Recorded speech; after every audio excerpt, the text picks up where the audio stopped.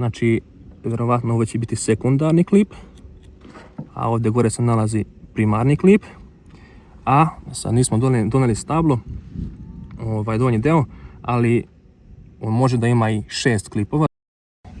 Tvoj kukuruz ima od 12 do 13 listova. U ovoj fazi dužina klipa je već određen. Tako da evo, Andor je donio neku farbu, je li ovo nešto posebno, Andor ili nešto? Ne, to je obična Pinti Plus Tech. Ja sam naručio vjerovatno preko interneta, preko Temua. Ajde, hoće li ta kiša Boga njegova?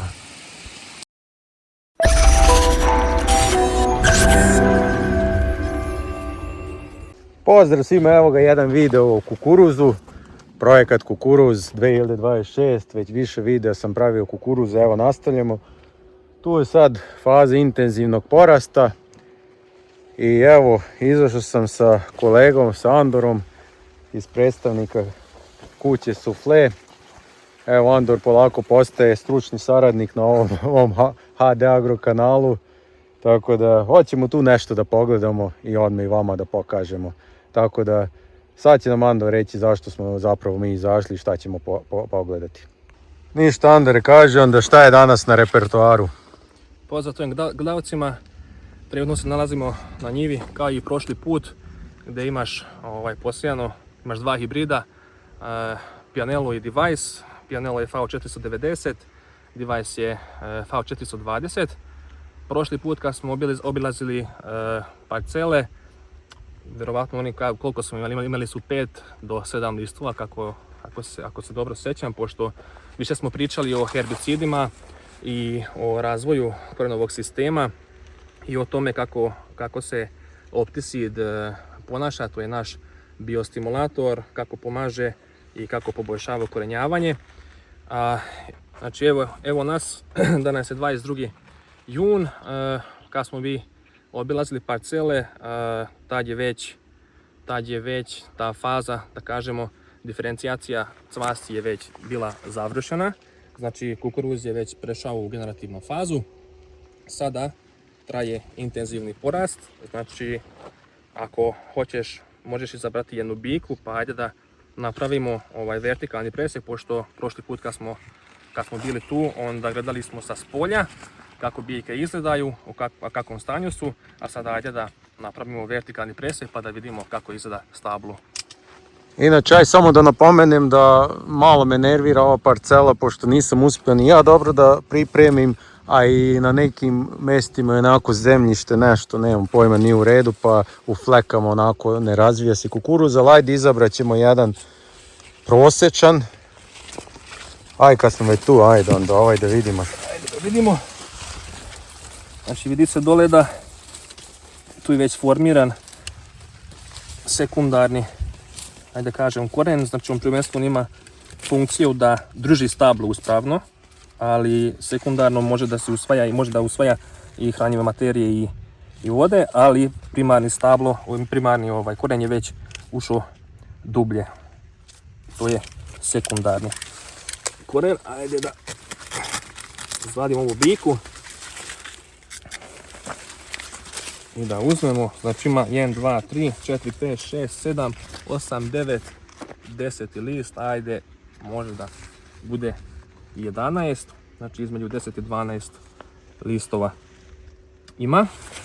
Ja ću sad malo ovdje oprezno napraviti vertikalni presek.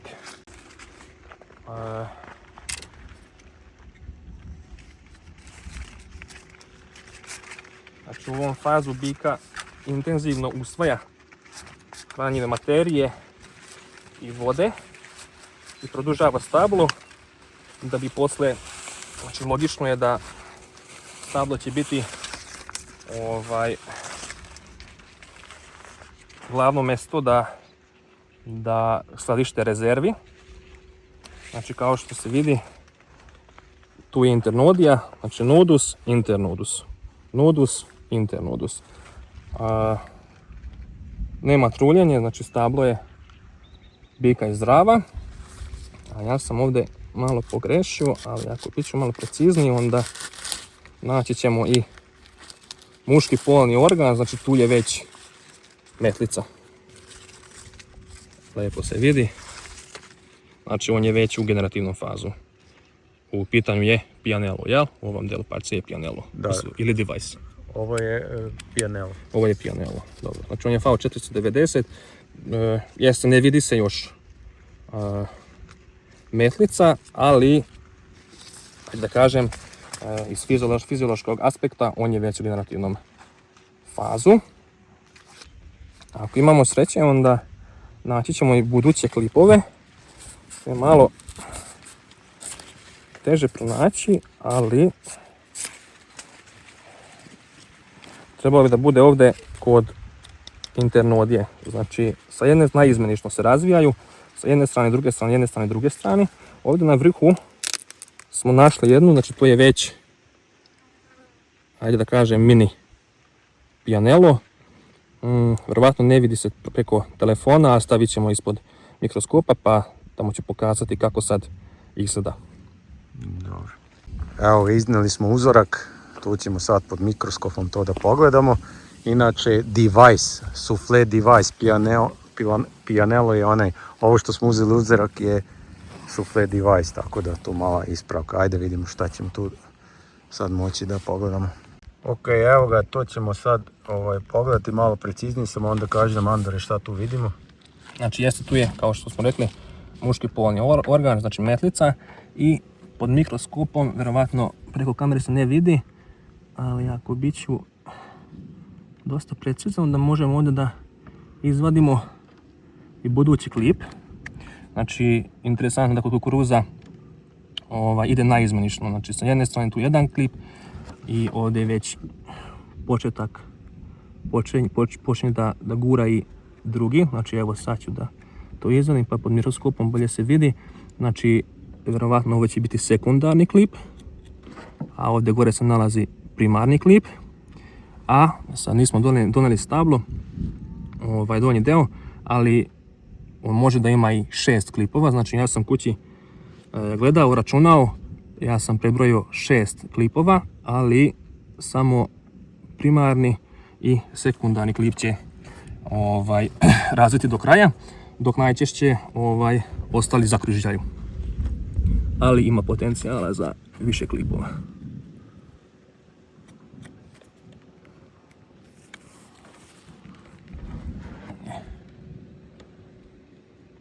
Znači, tu je već mini klip. Kao što Mini device klip. Mini device, da. Evo. Ne znam da li ste nekad ovo vidjeli, ja nisam. Vjerovatno će mnogima ovo sad biti zanimljivo da vide. I interesantno da primarni klip se razvija na poziciju koja odgovara broju potpuno razvijenih listova u trenutku diferencijacije.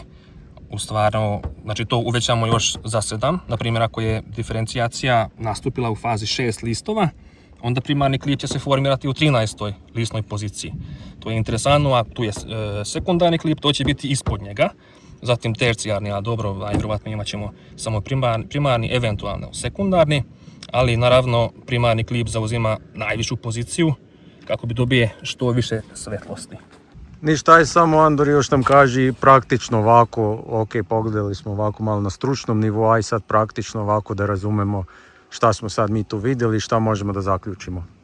Znači u ovoj fazi, kako smo računali, tvoj kukuruz ima od 12 do 13 listova, u ovoj fazi dužina klipa je već određen, znači to je već prošlo, ali možemo da utičemo na prinos, u stvari na oplodnje, znači ako možemo još da uđemo na parcelu, onda vredi poprskati sa biostimulatorima. Na primjer, Soufflé u portfoliju ima Steam Top koji sadrže mikro-makroelemente, ekstrakti morskih alge i slobodne aminokiseline. To je jedan veoma kompleksan preparat, ali ajde da kažem, taj ekstrakti morskih alge jako dobro ponašaju kad sije sunce, pošto evo to može malo da filtrira UV, znači protiv UV zračenja jako dobro ponaša. Slobodne aminokiseline, to svi znamo da aminokiseline imaju antistresni efekat i mikro-makroelemente da što bolje da razvija taj mini klip što smo gledali. povoljno utječu na to. Najvjerovatnije, kao što vidimo, bit će i kiša kod tebe, ali kao što znamo, bez kiše nema ništa. Ali ako mi ne damo prihranu ili sve bijesi što treba, onda ne možemo ni da očekivamo neki rekordan prinos. Još samo jednu zanimljivu stvar da uradimo, da vizualno hoćemo tu da ispratimo kako se razvija biljka, tako da uradit ćemo jednu zanimljivu stvar, ofarbat ćemo. Tako da evo, Andor je donao neku farbu, je li ovo nešto posebno, Andor, ili nešto? Ne, to je obična Pinti Plus Tech. Ja sam naručio vjerovatno preko interneta, preko Temua. Znači bitno je da kad ovako intenzivno raste, koliko je sad sati danas, oko, evo, 8:35. 6:35, 18, da, pola 7, sutra tamo negdje oko 7 sati uveče ako izađeš, vjerovatno vidjet ćeš razliku, znači trebalo bi minimum 2 mm ili do pola centimetra da on još raste, pa vidjet ćeš kako će u cikcaku ići će nova tkiva, u stvari novi deo stabla, to lepo se vidi. I znači već sutradan da dođem da vidim? Može sutradan, može za 2 dana, vidjet ćeš razliku odmah. Znači trebalo bi par milimetara da bude, ili možda i santimetar, koliko? Pa santimetra, ajde za 2-3 dana, a za sutra najvjerojatnije bit će milimetar, 3-4, tako nešto. Znači sad je u intenzivnoj porasti, pa zato. Sa ove strane je Device, sa druge strane je sa Pianello, ispratit ćemo kako razvija Pianello, kako razvija Device. Ok, ništa, evo to smo sad uradili na ovoj parceli. Ajde idemo da vidimo moped koji je onako malo ranija sorta, pa da vidimo kako to izgleda. Evo, tu smo na parceli gdje je Soufflé moped zasejan. Kažem, Soufflé moped je nešto ranija sorta, 340? 340, FAO 340, tako da ajde, hoće li me pogoditi kiš, trebalo bi da malo konkretnije tu vidimo neke stvari. Tako da je ista procedura, sad ćemo ovo rasteći pa ćemo pod mikroskopom pogledati. Evo, našli smo klipić, čekaj da fokusiram, tako. Znači vidi se da je u kasnijoj fazi, da brže napreduje, ipak je FAO 340. Tako da ćemo pogledati pod mikroskopom ili je dovoljno ovako, šta ti kažeš, Andrej? Može, kako da ne, ako je već tu je mikroskop, onda što da ne. Ajde pogledamo. Evo ga, donali smo pod mikroskop da vidimo, evo vidite u kakvoj je fazi kukuruz, evo sad, evo ga pod mikroskopom. Lijepo se vidi do kraja je završena diferencijacija. Malo još rano je da saznamo, da vidimo, da prebrojimo koliko ima redova, ali još par dana pa bit će i to jasno da koliko će imati redova. Znači lijepo se vidi i vjerovatno i preko kamere, znači tu su budući semenki. I šta kažeš, Andor, je ima tu potencijala za 2 klipa ili kako ste bi ovo čini? Znači ima potencijala, kako da ne, pošto kao što smo vidjeli, našli smo i primarni i sekundarni i tercijarni klip, a dobro, ajde da budemo realni, pa najvjerovatnije ako dobit će kišu i ako uslovi bit će povoljni, onda za primarni klip ima potencijala. Vidi se da do kraja je već otišla diferencijacija, što znači da ako oplonje bit će uspješno, onda do kraja ćeš imati seme, zrno, i ako imat ćemo sreće, onda vjerovatno gurat će i drugi klip. Ajde i ovdje da ofarbamo jednu stabiljku, da možemo da pratimo, znači opet da napomenemo, ono je bilo malo pre Pianello i Device, FAO preko 400, ali ovo je 390 i 400 nešto, ali ovdje je već moped 340, tako da i ovdje hoćemo da ispratimo kako se zove porast u ovako intenzivnoj fazi rasta. Ajde, hoće li ta kiša Boga njegova. Evo ga, prošlo je 48 sati od onog farbanja. U međuvremenu pala je ta kiša tu koju oni oblaci koji su nailazili, pala je neki 12 litara. I ajde da vidimo posle 48 sati ovo farbanje, da vidimo koliko je narastao kukuruz.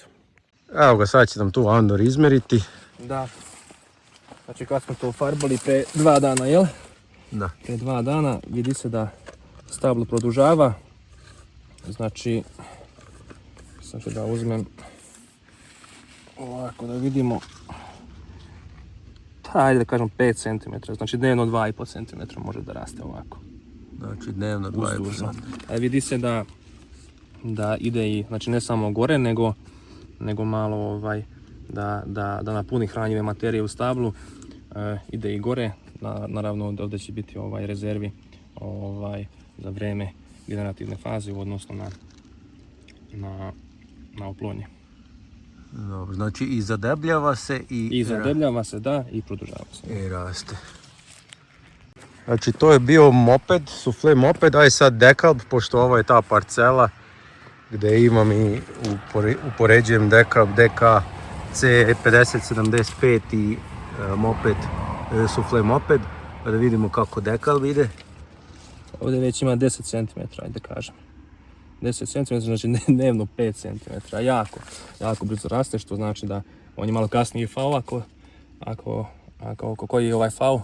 430, moped je 340, znači on je već prelazi više koncentrišan na generativnu fazu, on još ide gore, pa malo treba da prođe vremena i on će stati malo da uspori sa rastom i polako prelazi u generativnu fazu. Da, inače ajde, probat ću da vidite na snimku razliku. Evo vidite, evo tu je granica, ovo je dekalb, ovo je sufle moped, znači vidi se i po listovima. Evo probat ću, vidi se po listovima. Znači eto, kako se zove, dekalb je nešto višlji. E sad, ali višlji je, ali nekako se listovi malo idu u špic. A moped je nekako, još su listovi više rašireni. Tako da vidjet ćemo kad krenu klipovi kako će koji da posle kad krenu klipovi da vidimo kako će onda ići priča, ali u svakom slučaju ovo raste kod nenormalno. Kažem, mnogo bolja situacija nego prošle godine i što se tiče kiše. Evo mokro je dole, znači i što se tiče kiše, datum je dobar, koji je danas 24. jun već, tako da mnogo bolje stojimo. Aj, neću napred ništa da prejudiciram, ali pratit ćemo naravno, ali ovo je za sad mnogo bolja priča nego prethodnih godina. I evo nas i na drugoj parceli gdje su dva hibrida od Suflea, Device i Pianello. Aj sad da prvo pogledamo Device, kako raste. Pa ja mislim isto kao kod mopeda ima neka razlika, nekih, ajde, 8 cm je razlika za 2 dana. 8 cm za 2 dana. A pogledaj sa ove strane ovdje, kako se vidi kako je produžio se ovdje stablo. Znači, vidiš? Da. Lepo se vidi. Device. Koji je Device fao ono? Device je fao 420. 420. Dobro, evo vidim već ovako po visini da je višlji nego kad smo bili pre 2 dana. Sad je na nekim mjestima ovako sa listovima zajedno moje visine. Nije to bilo tako pre koji dan kad smo bili pre. Pianello, ja već vidim. Ajde, idemo Pianello da vidimo. Evo ga i Pianello. Da vidimo.